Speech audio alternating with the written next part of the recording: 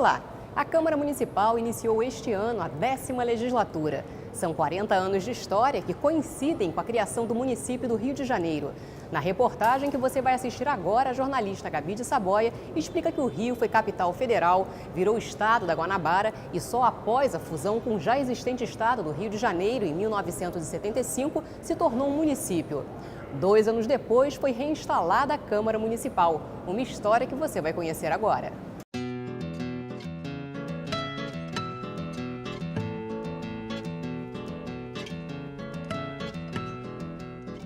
Eu me apaixonei pela política, eu era radialista, né?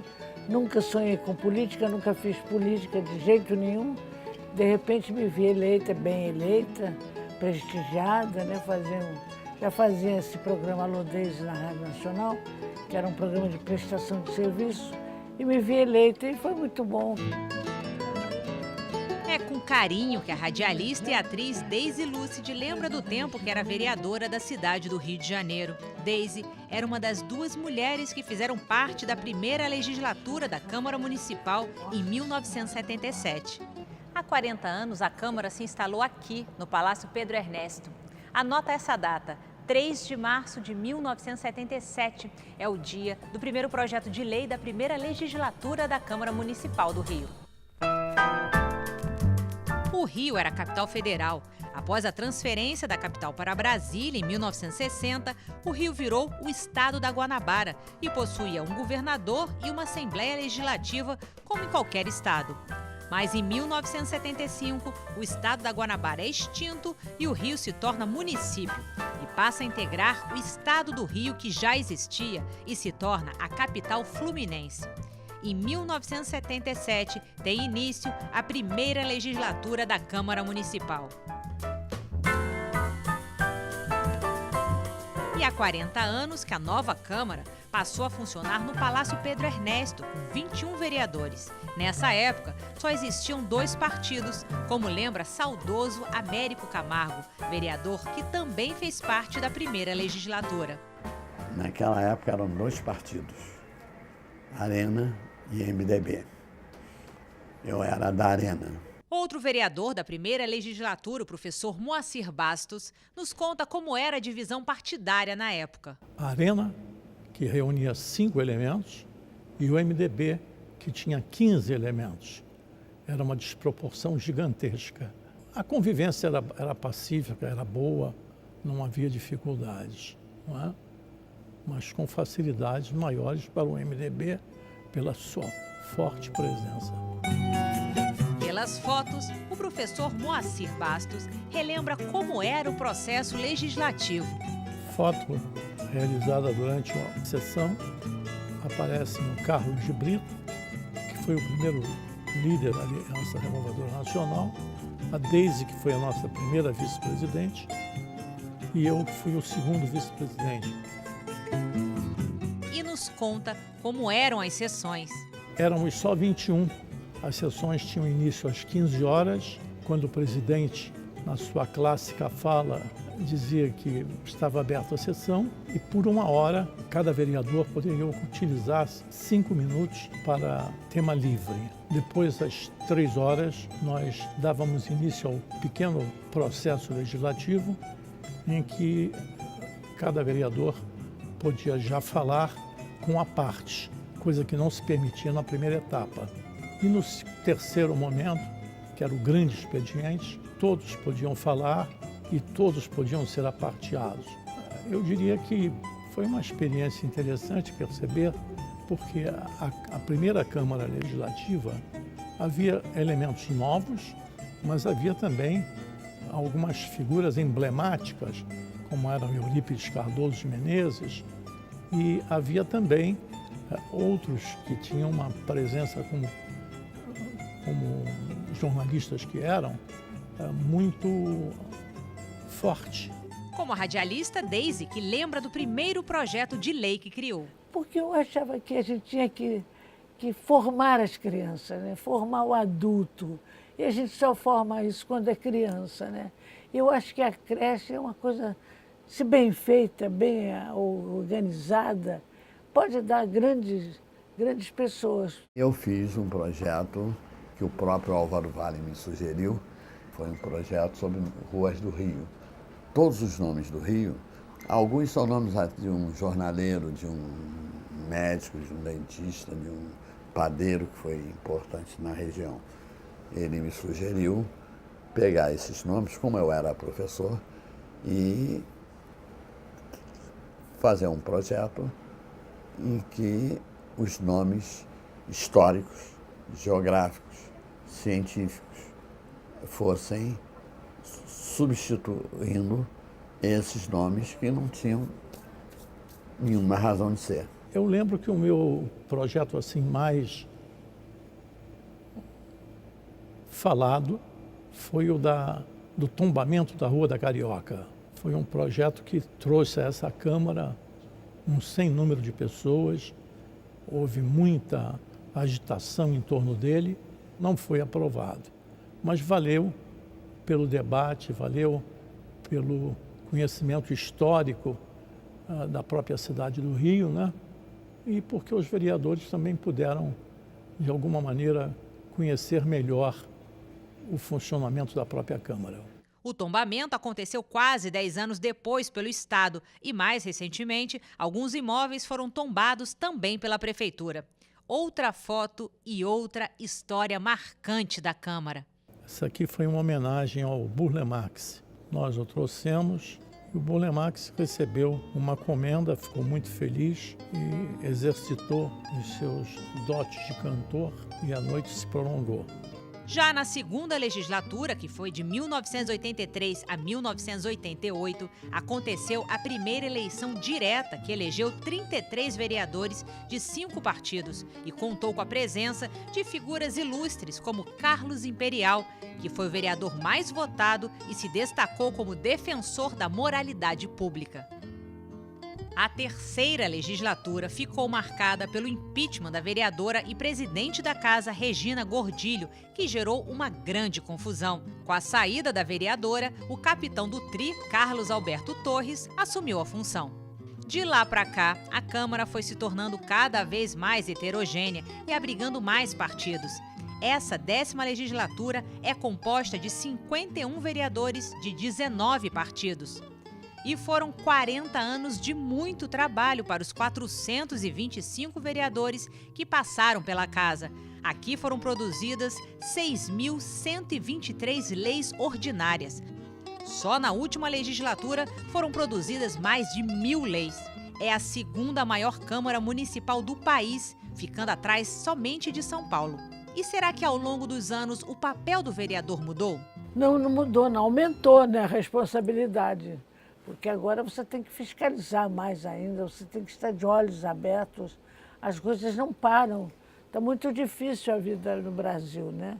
Então o vereador, que é o representante do povo, mais direto do povo, que está aqui vivendo o povo, porque o deputado estadual já está mais distante, o federal mais distante ainda. Agora o vereador é a alma do povo, está ali com o povo, morando no mesmo lugar que o povo. Então, esse tem que ter um cuidado e tem que ter uma relação com o povo mais direto, senão a gente não melhora nada a vida do nosso Rio de Janeiro, né? A história do Legislativo Carioca é formada por vereadores com diferentes propostas, olhares e histórias, mas com o mesmo carinho pela Câmara Municipal. E Deise manda um recado. 40 anos, como o tempo passa. E eu estou aqui assistindo vocês todos com muito carinho. Muita gente boa já passou, outros não tão bons, né?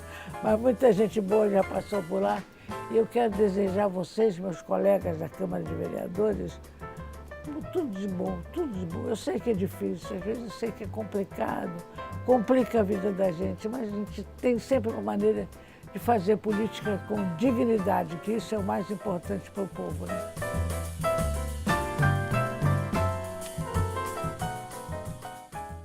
O Legislativo Municipal tem uma relação direta com o dia a dia dos cariocas. Aqui não são criadas apenas as leis, mas também são discutidos os temas de grande relevância para o desenvolvimento da nossa cidade. Na entrevista que vamos exibir agora, o cientista político Geraldo Tadeu fala da importância dessa aproximação entre os cidadãos e a Casa de Leis. O papel do legislativo no dia a dia do cidadão não é muito claro para muitos cariocas. Para falar da importância desse poder na nossa vida, eu vou conversar com o cientista político Geraldo Tadeu. Tudo bem, Geraldo? Tudo bem. Geraldo, de que maneira o legislativo influencia direta e indiretamente a vida do cidadão carioca?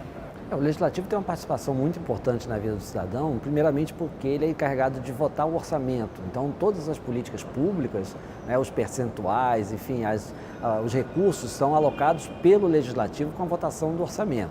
Né? Em segundo lugar, é o local onde se fazem as leis que vigoram na cidade para os assuntos locais. Por exemplo, a regulamentação dos transportes urbanos, das posturas municipais, tudo isso é regulado por leis que são afetas ao legislativo, são votadas pelo legislativo. Né? E, finalmente, e não menos importante, o legislativo é encarregado de fiscalizar as ações do executivo, né? De supervisionar, de fiscalizar as ações do executivo. Embora muitas vezes isso não apareça muito claramente para o próprio cidadão. Como é a relação do poder legislativo com os outros poderes? Em nível estadual e nacional, nós temos classicamente a competência dos três poderes, executivo, legislativo e judiciário.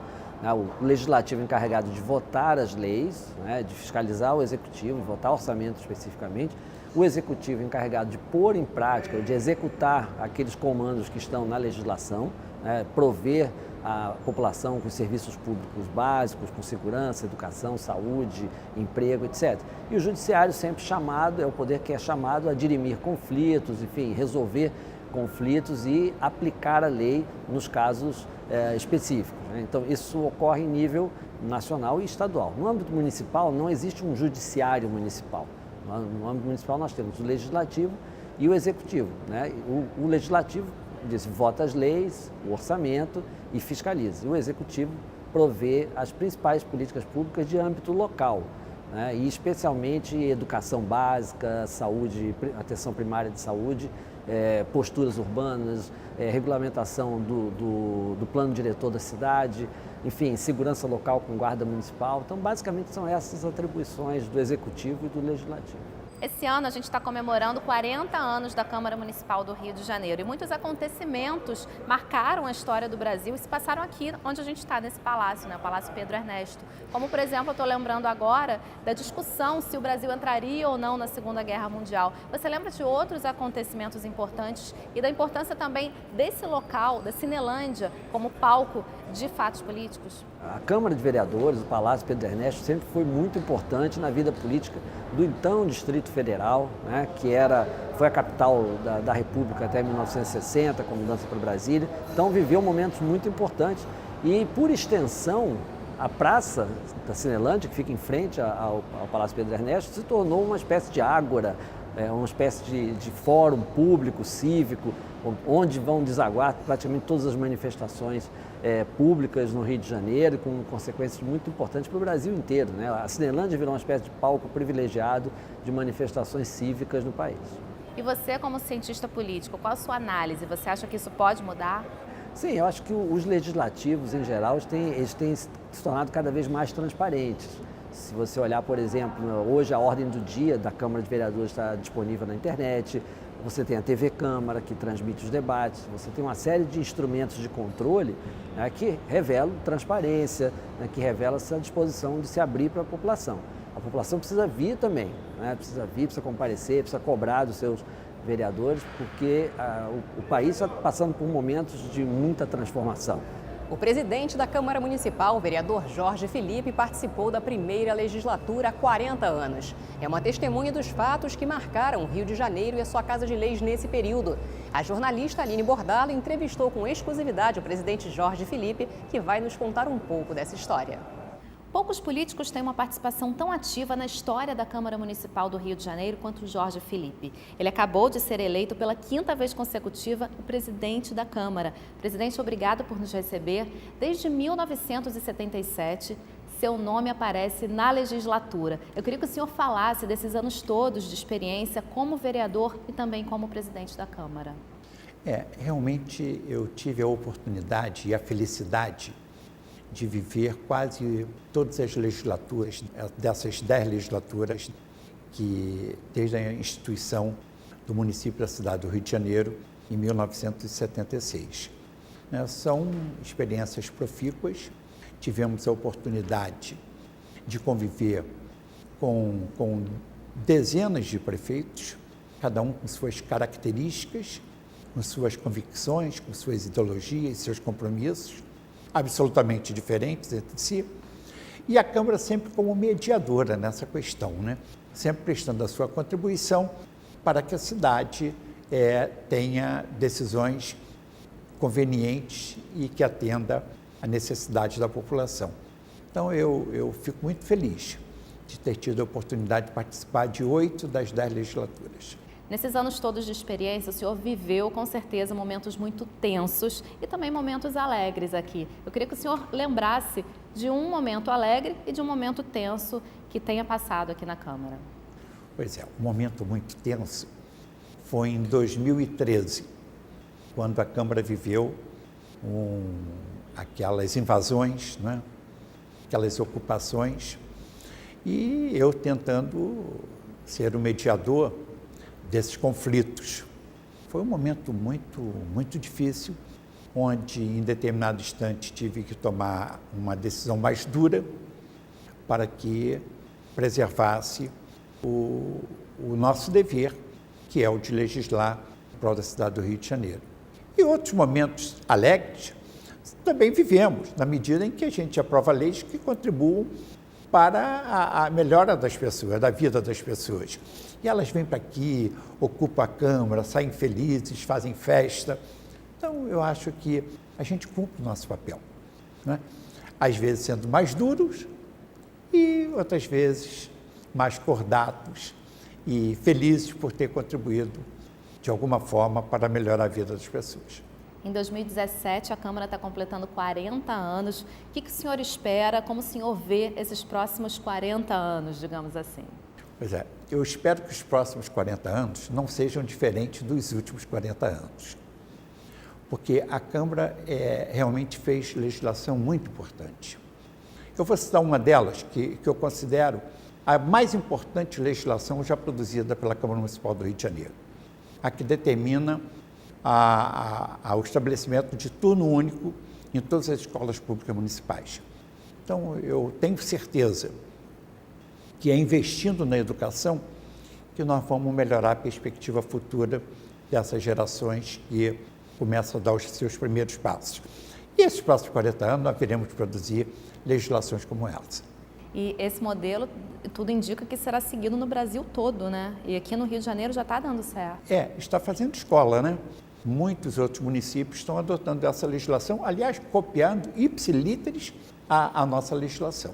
Presidente, muito obrigada, bom trabalho, boa sorte nesse novo mandato e seja sempre bem-vindo à TV Câmara. Fico muito feliz com a competência e a dedicação dos funcionários da TV Câmara, viu? Muito obrigado pela oportunidade.